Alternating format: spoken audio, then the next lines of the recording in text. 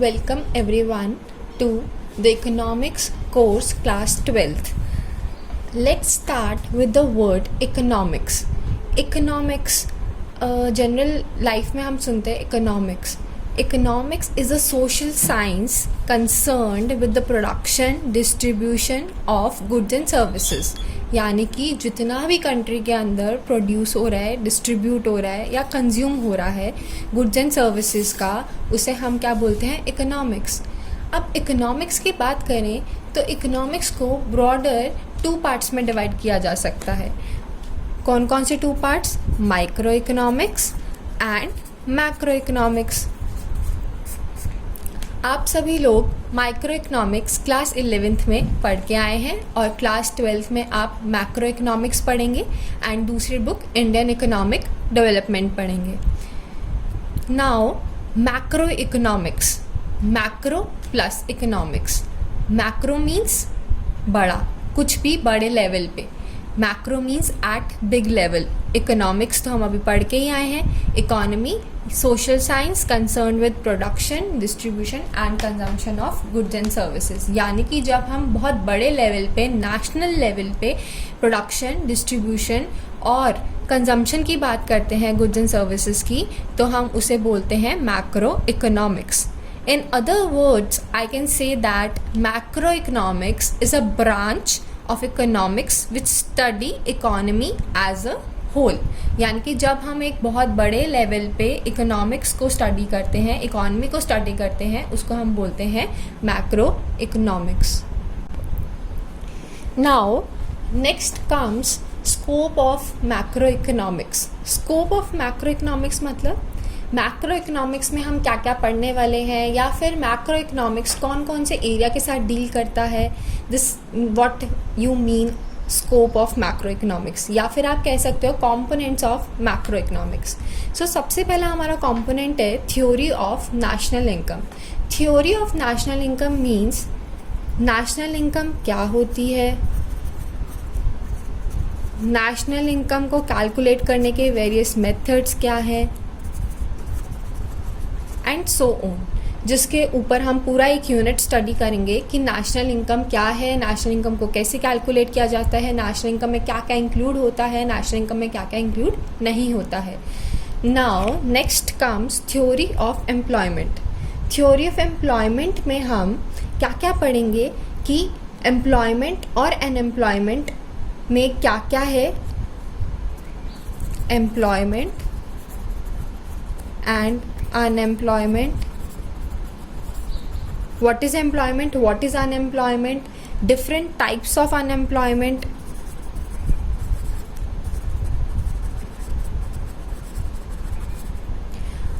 What is aggregate demand, aggregate supply, aggregate demand, aggregate supply. This all will be studied under theory of employment. Now most important, money. How money came into existence. Money से पहले क्या exist करता था? क्या हमारी economy में पहले सीधा ही मनी आ गया था? नहीं, मनी से पहले कुछ और एग्जिस्ट करता था. मनी कैसे आया इकोनॉमी के अंदर, सप्लाई ऑफ मनी किसको बोलते हैं, फंक्शंस ऑफ मनी क्या है, हमारी कंट्री का पूरा बैंकिंग स्ट्रक्चर क्या है, सेंट्रल बैंक कौन सा है, सेंट्रल बैंक के फंक्शंस क्या हैं. This all will be studied under theory of money. Now we will study general price level theory. This is an another component of macro economics, और we can say a part और a scope of macro economics. General price level में आप पढ़ेंगे कि inflation की problem को कैसे solve किया जाता है, डिफ्लेशन की प्रॉब्लम को कैसे सॉल्व किया जाता है, जनरल डिक्रीज़ हुआ वो किस वजह से हुआ, प्राइस लेवल में चेंज किस तरह से हुआ और कैसे हुआ. Then you will study theory of economic growth. Theory of economic growth में हम स्टडी करेंगे कि फुलर यूटिलाइजेशन ऑफ रिसोर्सेज की प्रॉब्लम क्या है, फुलर यूटिलाइजेशन ऑफ रिसोर्सेज की प्रॉब्लम क्या है. देन ग्रोथ ऑफ इकोनॉमिक्स को कैसे काउंट करते हैं हम, पब्लिक का वेलफेयर किस तरह से करा जाता है, और most important monetary and fiscal policies क्या है, उसके इंस्ट्रूमेंट क्या है, और गवर्नमेंट मनी सप्लाई को कैसे कंट्रोल कर रही है। Then last comes the topic of theory of international trade. Theory of international trade में हम क्या पढ़ेंगे कि हमारी कंट्री का ट्रेड रिलेशन दूसरी कंट्री के साथ कैसा है, यानी कि trade relation of the country. Foreign exchange rate को कैसे डिटरमाइन किया जाता है, को कैसे डिटरमाइन करते हैं। बैलेंस ऑफ पेमेंट, ये सारी टर्म्स हैं, हम एक एक करके डिस्कस करेंगे। पूरा चैप्टर आएगा इन टर्म्स के ऊपर। और टैरिफ प्रोटेक्शन इशू कैसे कैसे क्या क्या स्टडी है वो सब हम करेंगे scope of international trade theory के अंदर। अब हम डिस्कस करेंगे इकोनॉमिक्स का एक बहुत इंपॉर्टेंट टॉपिक जो इसी इंट्रोडक्शन चैप्टर के अंदर हम कवर करते हैं, that is micro macro paradox. Micro macro के वर्ड का मतलब तो हमें पता है, बट पैराडॉक्स का मतलब किसी एक लेवल पर चीज़ लॉजिकल लगती है, लेकिन जब हम उसे बड़े लेवल पे बात करते हैं या किसी दूसरे लेवल पे बात करते हैं तो हमें चीज़ इलॉजिकल लगने लग जाती है। यानी कि एक लेवल पे चीज़ अगर बेनिफिशियल है तो दूसरे लेवल पे वो हमें हेल लगती है। अब हम बात करते हैं माइक्रो मैक्रो पैराडॉक्स। माइक्रो मतलब छोटा, मैक्रो मतलब बड़ा। यानी कि जब हम एक चीज़ को छोटे लेवल पे बात कर रहे हैं या फिर इंडिविजुअल लेवल पे बात कर रहे हैं तो वो चीज़ कुछ हद तक ठीक है, बट जब हम उसको मैक्रो लेवल पे बात कर रहे हैं तो वो चीज़ गलत प्रूव होने लग जाती है। जैसे कि हमें बचपन में पॉकेट मनी मिलती थी, तो मुझे ना पॉकेट मनी मिलती थी 100 रुपीज़ की। 100 रुपीज़ की पॉकेट मनी में मैं क्या करती थी, 60 रुपीज़ खर्चती थी और 40 रुपीज़ सेव कर लेती थी, क्योंकि मेरे मम्मी पापा मुझे कहते थे बेटा सेविंग्स करना बहुत अच्छी बात होती है। तो मैंने भी सोचा यार सेव करती हूँ, और फिर जब मेरे पास बहुत सारे पैसे इकट्ठे हो जाएंगे ना तो फिर मैं वॉच खरीदूँगी एक। तो अब सेविंग्स जो है वो मेरे लिए अच्छी है। लेकिन मैक्रो लेवल पे बात करते हैं, टोटल इकॉनमी में सबने ऐसा सोचना शुरू कर दिया कि सेविंग्स करनी बहुत अच्छी बात है। तो मतलब टोटल इकॉनमी में सेविंग्स जो है वो इंक्रीज़ हो गई हैं क्योंकि वो फ्यूचर प्रॉस्पेरिटी के लिए अच्छी हैं।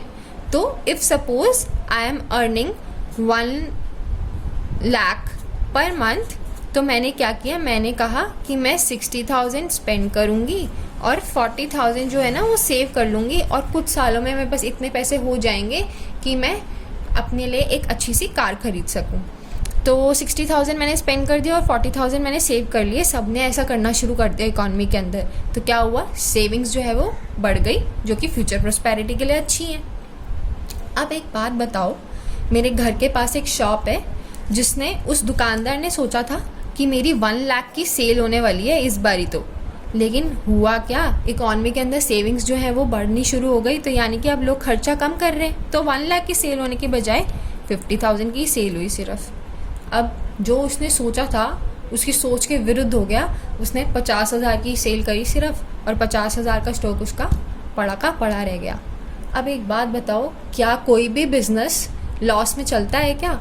लॉस में कोई भी बिजनेसमैन अपना बिजनेस कंटिन्यू करेगा? नहीं करेगा। बिजनेस तो हमेशा प्रॉफिट के लिए किया जाता है। तो अब उसकी demand of goods and services कम हो गई है, यानी कि उसका स्टॉक जो है वो फालतू पड़ा हुआ है, क्लोजिंग स्टॉक फालतू है।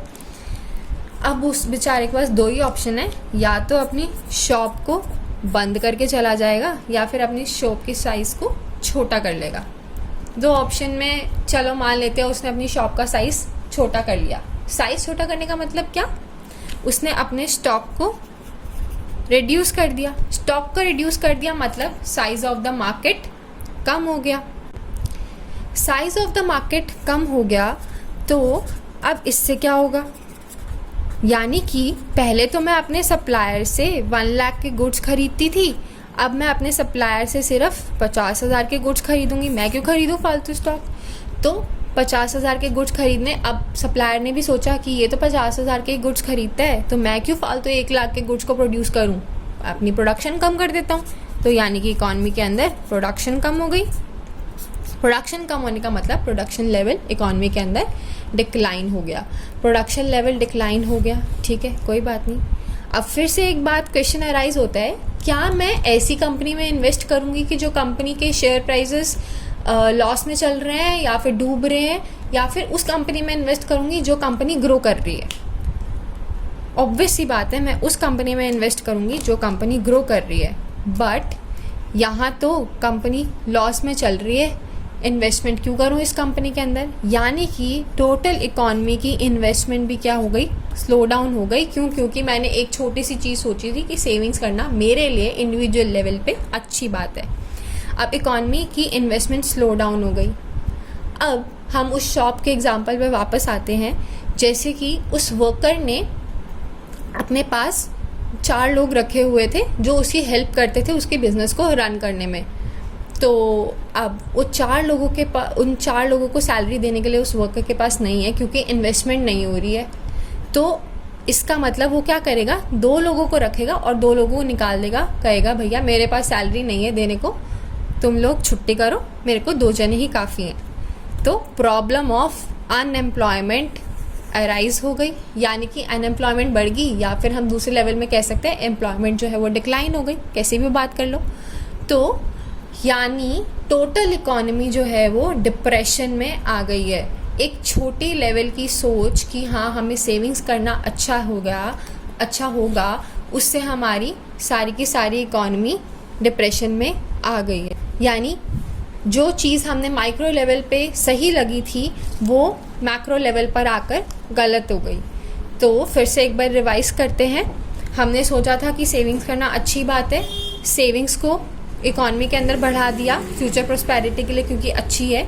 उससे क्या हुआ, demand of goods and services decline हो गई।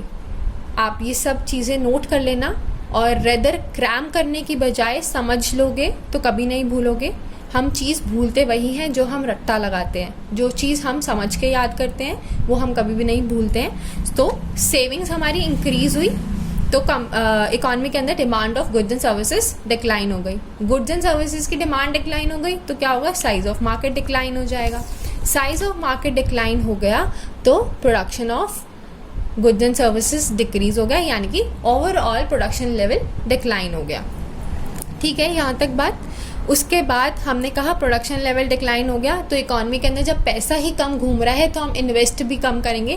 क्यों? क्योंकि हमारी मेंटालिटी क्या है, हम ज़्यादा सेव करना चाहते हैं, कम खर्च करना चाहते हैं। तो इन्वेस्टमेंट जो है वो स्लो डाउन हो जाएगी। इन्वेस्टमेंट स्लो डाउन हो जाएगी तो लोगों को जॉब्स मिलनी कम हो जाएगी, प्रॉब्लम ऑफ अनएम्प्लॉयमेंट अराइज हो जाती है, या फिर एम्प्लॉयमेंट जो है वो डिक्रीज हो जाती है। This makes total country in depression, total economy in depression state, तो which is not good for our economy. ये था माइक्रो मैक्रो पैराडॉक्स, और यहाँ पे हमारी इंट्रोडक्शन ऑफ मैक्रो इकोनॉमिक्स जो है वो ख़त्म होती है।